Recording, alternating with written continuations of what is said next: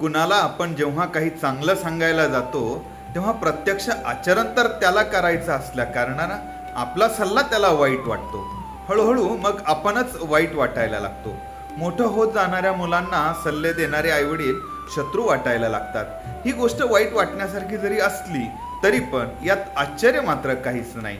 श्रीकृष्ण श्री अर्जुनाला या बाबतीत काही सांगतात, ज्याचं वर्णन करताना ज्ञानेश्वरी असं म्हणते, पहा पा आयुष्याते अढळ करी, जे सरते जीवितवारी, तया औषधाते वैरी, काय जीवन म्हणे.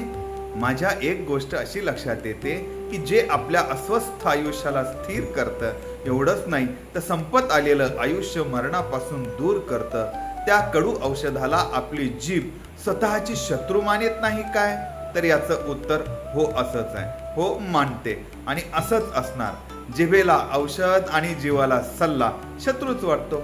हा, पण स्वीकारलं तर जीवदान मिळणार हे मात्र नक्की. रामकृष्ण हरी.